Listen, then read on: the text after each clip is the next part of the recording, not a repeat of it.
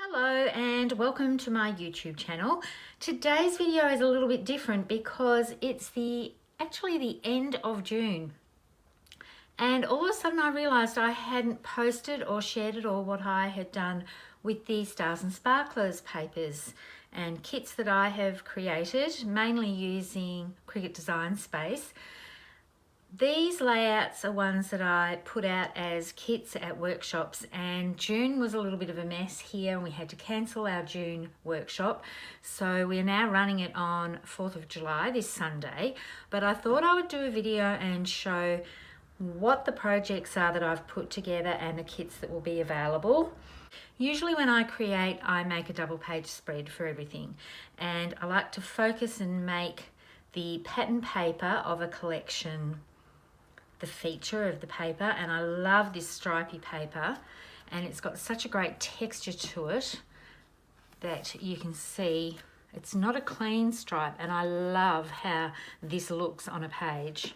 The title here has been designed in Design Space on the Cricut, and it's cut out of the white daisy and then matted onto sapphire, and then I've layered it with some banner strips, wood shapes, and the Stars and Sparklers star sequins. The right page is just basically a photo element page. I love having a feature page for a hero photo, and then the story continues on this side. And the journaling here could either go under here, or you could use one of these photo spots to put a little journaling box. The next double page spread is a totally different look.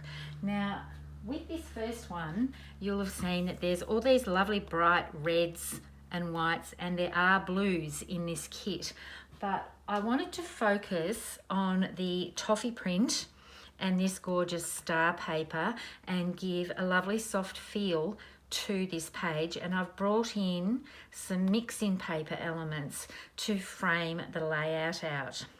I have used almond cardstock to ink around the edges of the paper, and I've also used Bluebell and created some little banners and some rectangle embellishments to frame everything out.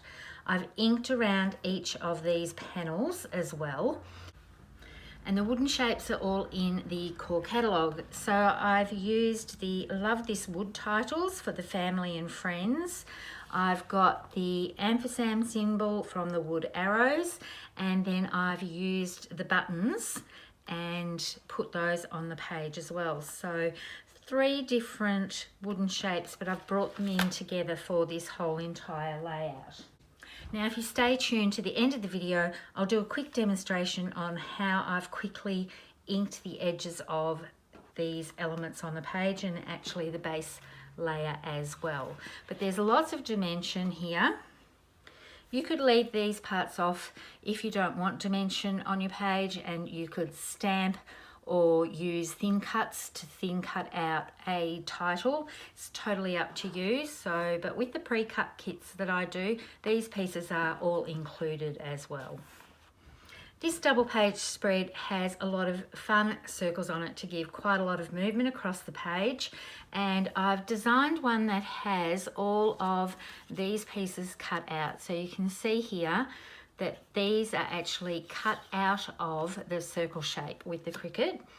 And I've got a little layered title here that's all welded together, so that white piece is all one piece, makes it very quick and easy to stick everything down. I've brought in some star wood shapes, and I've used our Scarlet shimmer brush to paint that area there. You can see I've just finished that off, and I've still got some on my finger, so I apologise for that. And just some journaling strips here and some little arrow accents. This brings in this very cool paper that has lots of balloons and stars. It is a little bit 4th of July in an American market, but I have found this to be really fun paper to work with to create a great atmosphere for a layout. So these are the 3 double page spreads for the kits for the month of June. And you can see they're all quite different. There's quite a bit of white space on this with a lot of places for the eye to rest. You can add flip flaps if you want to to put more photos on the page.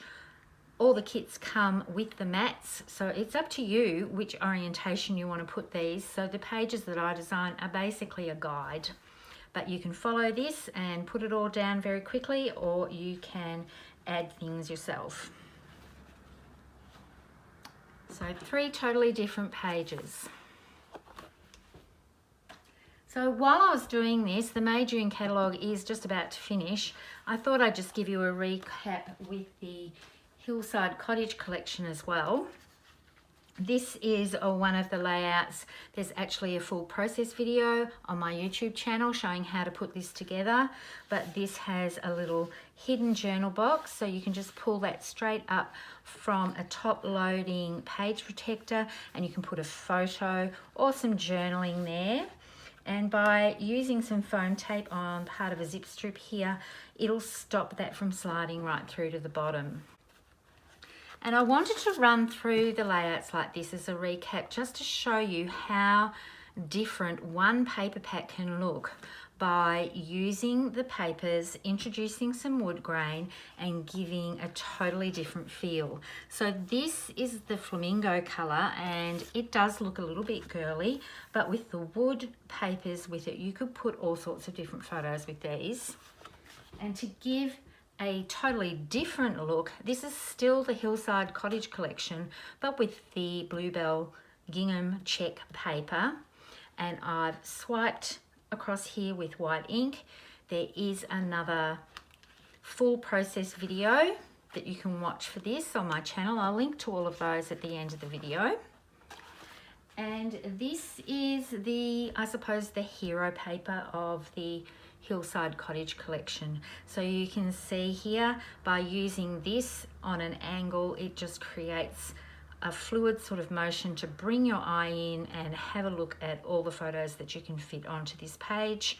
And to conserve on paper, you can cut the backs out of them when you're doing like a double mat on your papers. Right, so now that I've run through those, I'm going to do a quick demo. Now I've actually used up all of my Stars and Sparklers papers, so I'm just going to show you quickly on 2 smaller pieces. So this is almond ink. I'll bring this back in here so you can see it. So I can do this for any size of paper. I've done exactly this treatment with a full 12 by 12, and I've done it with 4 by 4 and also long rectangle pieces as well.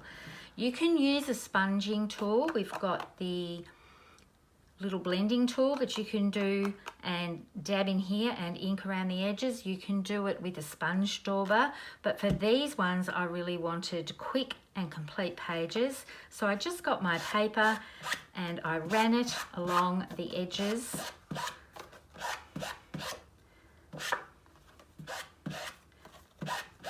just like so.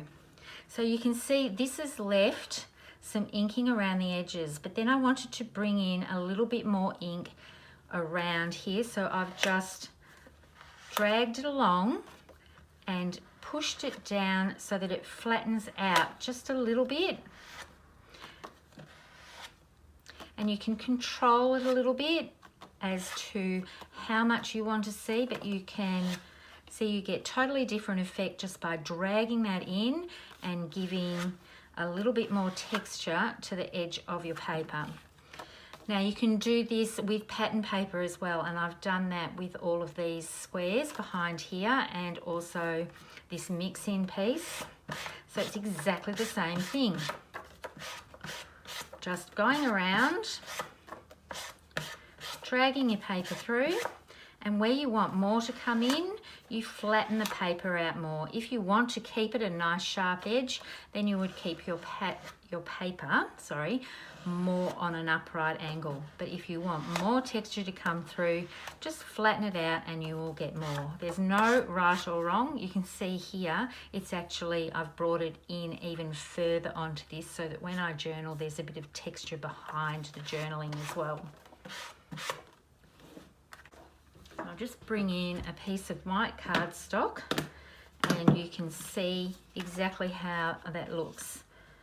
And you can see it just gives a lot of texture to the edges and instead of having a clean white edge, I can bring in some gorgeous color through to the edges and dragging it across, introduce even more ink. So that just extends the use of your ink pads. Rather than just using them for stamping, you can use them for all different sorts of techniques. Thank you so much for tuning in. I'll put some still shots up of the layouts at the end of this video if you'd like to have a look at them, and some links to the process videos for the Hillside Cottage layouts that I've done so you can see how they've come together. I hope to see you next time. Bye for now.